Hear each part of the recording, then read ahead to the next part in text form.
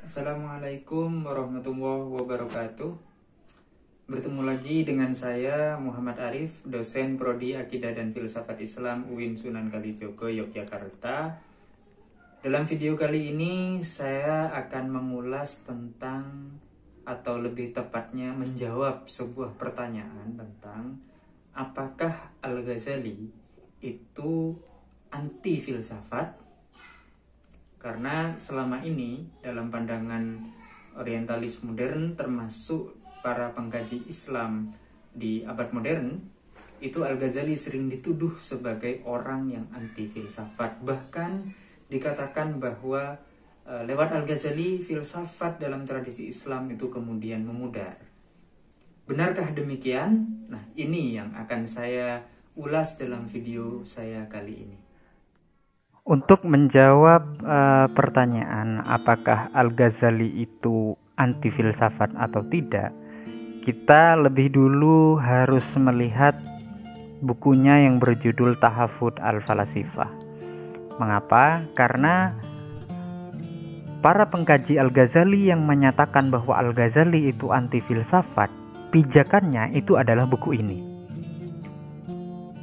Bagi saya, ketika membaca buku ini, kita harus lebih bijak.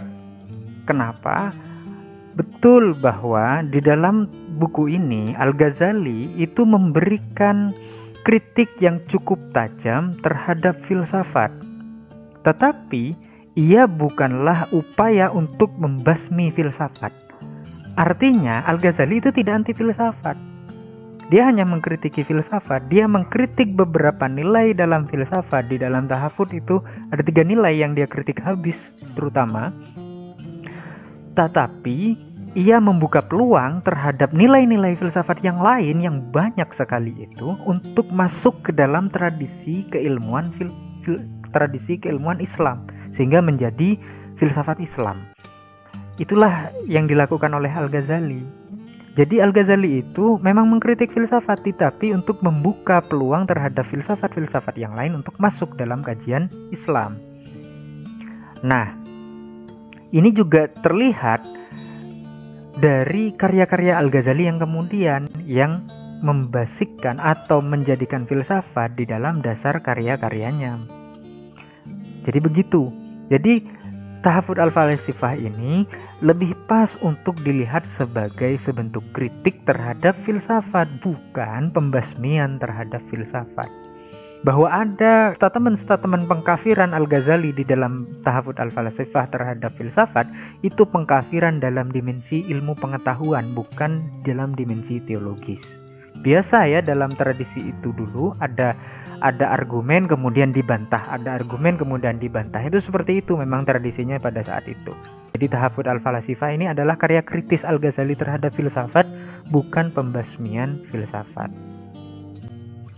Secara lebih kalau ingin lebih rinci lagi bagaimana kita penilaiannya terhadap filsafat Tahafut Al-Falasifah tadi, maka kita perlu melihat proses kreatif Al-Ghazali di dalam filsafat.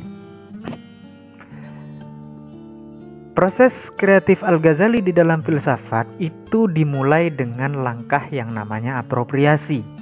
Dia melakukan syarah-syarah, dia melakukan kajian-kajian terhadap filsafat. Salah satu contoh karya Al-Ghazali yang melakukan apropriasi terhadap filsafat ini adalah karyanya yang berjudul Maqasidul Falasifah. Di sini dia memberikan penjelasan, perincian terhadap filsafat. Yang kemudian karya kritis. Jadi proses Al-Ghazali di dalam filsafat itu yang pertama apropriasi, yang kedua itu adalah kritis. Al-Ghazali itu melakukan kritik terhadap beberapa unsur filsafat yang ia pandang tidak pas dengan tradisi Islam. Dan ini ditunjukkan olehnya di dalam Tahafut Al-Falasifah. Yang berikutnya, proses kreatif Al-Ghazali yang terakhir adalah naturalisasi. Nah, setelah dia melakukan apropriasi dan melakukan kritik, dia kemudian memunculkan gaya filsafatnya sendiri yang merupakan naturalisasi dari filsafat ke dalam tradisi Islam. Salah satu bukunya adalah Miskayatul Anwar atau Ihya Ulumuddin. Nah, kalau meminjam bahasanya guru saya di pesantren dulu, ini diibaratkan menjadi 3 fase. Yang apropriasi ini skripsi, yang kritis ini adalah tesis, naturalisasi ini adalah disertasi. Nah, naturalisasi filsafat dalam tradisi Islam Al-Ghazali ini bagaimana? Naturalisasi filsafat dalam tradisi Islam dalam Al-Ghazali itu kalau dalam kosmologinya itu seperti ini. Kosmologi. Di dalam teologi, Al-Ghazali itu punya pemikiran yang berada di wilayah antara Ibnu Sina dengan Asy'ariyah, antara determinisme kosmologinya Ibnu Sina dan kuasa Tuhan atas tindakannya di dalam pemikirannya Asy'ariyah, teologi Asy'ariyah. Jadi Al-Ghazali ini berjalan di antara dua pemikiran ini, antara Ibnu Sina dengan Asy'ariyah. Sehingga dalam kosmologinya dia itu mengafirmasi kausalitas sekaligus mengafirmasi ketetapan Tuhan atau okasionalitas. Jadi dalam pemikiran Al-Ghazali itu menerima kausalitas dan menerima ketetapan Tuhan sekaligus. Jadi kausalitas itu diterima, ketetapan Tuhan itu juga diterima. Inilah kosmologinya Al-Ghazali. Secara lebih rinci seperti ini. Di pendapat Al-Ghazali tentang kausalitas misalkan, dia menyatakan bahwa apabila Anda mengharap Allah itu akan membuat Anda kenyang tanpa roti, atau membuat roti bergerak kepada Anda, atau memerintahkan malaikat untuk mengunyahnya untuk Anda, atau menyaksikan roti itu pindah ke perut Anda, maka itu hanya memperlihatkan kebodohan Anda tentang tindakannya. Ini ditulis oleh Al-Ghazali di dalam Ihya. Artinya, pendapat Al-Ghazali ini mengafirmasi kausalitas, bahwa sesuatu itu tidak terjadi serta-merta. Jadi terjadinya itu melalui perantara, dan perantaranya itu salah satunya melalui kausalitas. Tetapi walaupun Al-Ghazali itu menerima kausalitas, menerima prinsip kausalitas yang diajarkan oleh kalangan peripatetik, Al-Ghazali juga tidak menafikan ketetapan Tuhan di dalam kausalitas itu. Jadi di dalam kausalitas itu ada yang namanya ketetapan Tuhan. Al-Ghazali yakin bahwa di setiap kejadian, bahkan di dalam kepakan seekor nyamuk pun, itu dikehendaki dan diciptakan oleh Allah, diciptakan oleh Tuhan. Artinya di dalam kausalitas itu ada campur tangan Tuhan. Dengan mengatakan bahwa di dalam kausalitas itu ada campur tangan Tuhan, itu bukan berarti Al-Ghazali itu menafikan rasionalitas. Kenapa? Karena pada prinsipnya Al-Ghazali juga mengafirmasi kausalitas. Itu artinya Al-Ghazali memberikan unsur-unsur rasionalitas di dalam tasawufnya, di dalam teologinya, tetapi juga tidak mengabaikan dimensi ketetapan Tuhan di dalam teologinya. Dan teologi Al-Ghazali yang seperti ini oleh Frank Grifferl itu kemudian disebut dengan teologi filosofis. Ia tidak murni teologi sebagaimana teologi Asy'ariyah sebelumnya karena dia mengafirmasi kausalitas, tetapi juga tidak murni filosofis karena dia juga mengafirmasi Asy'ariyah. Jadi lebih pas disebut sebagai teologi yang filosofis atau teologi filosofis. Ini dimensi filsafat di dalam teologinya Al-Ghazali. Yang berikutnya adalah tasawuf. Karena bagaimanapun Al-Ghazali ini adalah sosok yang begitu terkenal dengan tasawufnya, terutama melalui bukunya Ihya Ulumuddin.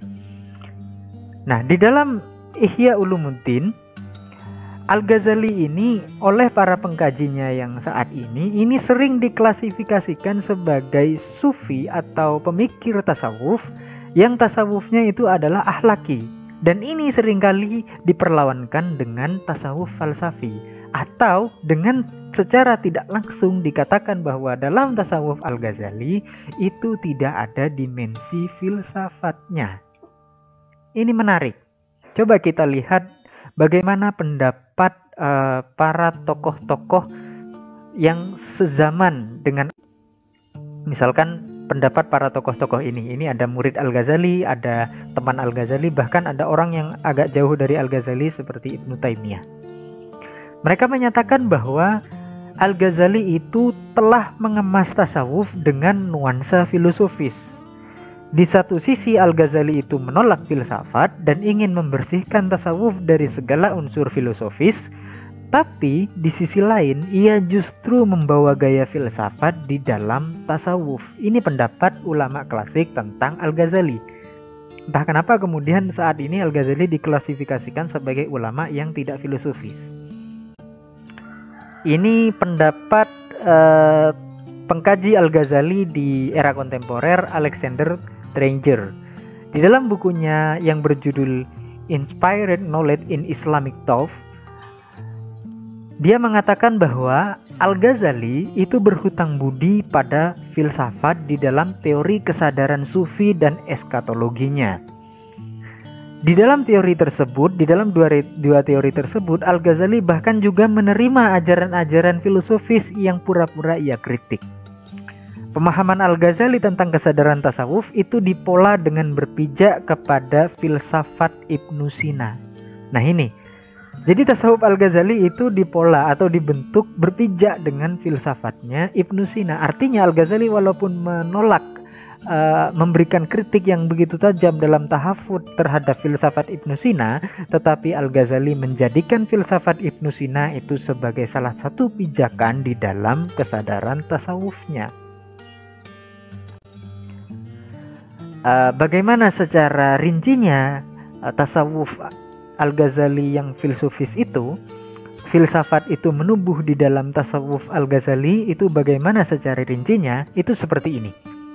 Al-Ghazali mempercayai bahwa jalan untuk mengenal Tuhan itu harus ditempuh melalui asketisme, melalui ritual-ritual, dan melalui penguasaan terhadap filsafat rasional.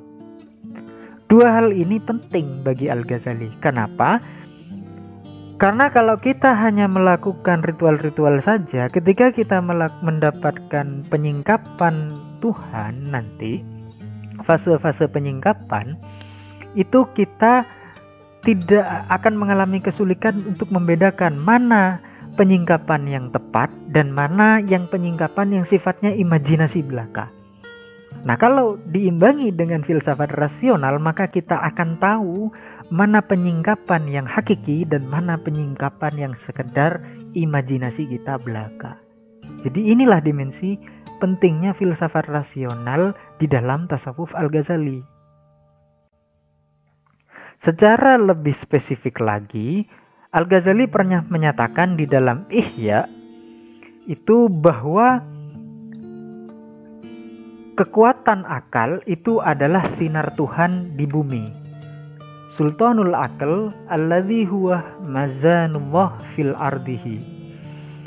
Jadi akal itu adalah sinar Tuhan di bumi menurut Al-Ghazali. Kalau bahkan lebih jauh, Al-Ghazali pernah membandingkan antara akal dengan mata. Akal itu menurut Al-Ghazali itu lebih baik daripada mata, karena akal itu bisa menjangkau sesuatu yang tidak bisa dijangkau oleh mata, seperti menjangkau sesuatu yang terselubung, atau menjangkau esensi dari sesuatu, atau menjangkau sesuatu yang tak terhingga, yang tidak bisa diindra oleh mata. Jadi oleh Al-Ghazali itu akal itu kemampuannya itu melalui mata, sehingga posisi akal di dalam tasawuf itu penting. Secara lebih rinci lagi, untuk melihat bagaimana peran akal di dalam tasawuf Al-Ghazali, mari kita lihat penjelasan Al-Ghazali tentang makom di dalam Ihya. Makom itu meliputi ada makom ilm, ada hal, dan ada amal. Ketiga makom ini menurut Al-Ghazali itu didasari oleh yang namanya akal. Seperti ini. Ilm itu ilmu eksis di dalam hati kita, kondisi di mana ilmu itu eksis di dalam hati kita. Setelah ilmu itu eksis di dalam hati kita, maka kita akan mencapai derajat hal di mana kondisi hati kita yang telah terisi oleh ilmu itu kemudian berubah. Kondisi hati kita yang telah diisi oleh ilmu itu berubah. Dan karena hati kita itu kondisinya sudah berubah, maka tindakan kita itu juga ikut berubah. Dan pijakan utama dari ketiga hal ini adalah tafakkur. Fondasi utamanya adalah tafakkur. Dan di dalam tafakkur ini, proses proses berpikir, akal itu memiliki peran yang sangat penting. Karena buah dari tafakkur ini adalah ilm. Ilm itu kemudian memunculkan hal itu kemudian memunculkan amal. Jadi fondasi utamanya adalah tafakkur. Kalau kita lihat alur tasawuf falsafi Al-Ghazali di dalam tafakkur itu seperti ini. Tafakkur, di dalam menjelaskan bab tafakkur di dalam Ihya, Al-Ghazali menyatakan bahwa berpikir itu adalah membawa dua premis untuk kemudian diambil kesimpulan. Dan itu artinya Al-Ghazali menerima silogismenya Aristoteles. Di situ Al-Ghazali secara eksplisit menyatakan seperti ini. Ada premis pertama yang menyatakan yang abadi layak diutamakan. Premis kedua menyatakan akhirat itu abadi. Konklusinya kemudian akhirat layak diutamakan. Untuk mencapai proses berpikir seperti ini adalah proses berpikirnya silogismenya Aristoteles. Artinya Al-Ghazali walaupun mengkritisi habis filsafat di dalam tahafut, Al-Ghazali ternyata tidak menolak sepenuhnya filsafat. Karena di sini Al-Ghazali secara terang-terangan menyatakan menerima terhadap silogismenya Aristoteles. Nah, ketika Al-Ghazali menerima silogismenya Aristoteles, maka mau tidak mau Al-Ghazali itu secara tidak langsung juga menerima kosmologinya Aristoteles, atau minimal menerima kosmologinya pengikut-pengikut Aristoteles. Dalam tradisi filsafat Islam dikenal sebagai tradisi filsafat peripatetik. Kosmologinya kalangan filsuf-filsuf peripatetik seperti Ibnu Sina. Secara lebih rinci akan kita lihat dalam penjelasan yang berikutnya. Di dalam bukunya Faisal At-Tafriqah, Al-Ghazali itu pernah memberikan penjelasan tentang hierarki eksistensi wujud di dalam wujud yang dijelaskan di dalam Al-Quran maupun hadis. Hierarkinya menurut Al-Ghazali itu kemudian dijelaskan menjadi seperti ini. Ada wujudul dzati, ada wujudul hassi, ada wujudul hissi, ada wujudul khayal, dan ada wujudul aql, dan ada wujudul sibhi. Kelima wujud ini kalau dalam kajiannya Frank Grifo itu agaknya Al-Ghazali banyak meminjam dari konsep Al-Hawasul Batiniyah punya Ibnu Sina. Artinya di dalam membenarkan eksistensi wujud ini, Al-Ghazali itu banyak meminjam terhadap konsepnya Ibnu Sina. Dengan demikian, walaupun Al-Ghazali itu di dalam tahafut itu menolak memberikan kritik terhadap filsafatnya Ibnu Sina, tetapi di dalam karyanya yang lain seperti dalam Faisal Tafriqah ini, Al-Ghazali itu memberikan atau banyak meminjam konsep dari filsafatnya Ibnu Sina. Jadi tasawufnya Al-Ghazali itu sangat kental dengan tradisi filsafatnya Ibnu Sina, sangat kental dengan silogismenya Aristoteles, terutama di dalam tafakkur tadi. Dengan penjelasan saya dari awal sampai akhir tadi, masihkah Anda percaya bahwa Al-Ghazali itu anti filsafat? Bila Anda masih percaya, silahkan. Bila tidak, ya silahkan. Anda bisa berdiskusi tentang hal ini. Bagaimanapun, apa yang saya sampaikan di sini adalah sekedar pendapat. Masih terbuka kemungkinan untuk menyatakan bahwa Al-Ghazali anti filsafat. Masih juga terbuka kemungkinan Al-Ghazali itu pro terhadap filsafat dan semacamnya. Itu dipersilahkan. Demikian penjelasan dari saya, kurang lebihnya mohon maaf. Apabila ada sesuatu yang ingin didiskusikan, silahkan komentar. Terima kasih. Assalamualaikum warahmatullahi wabarakatuh.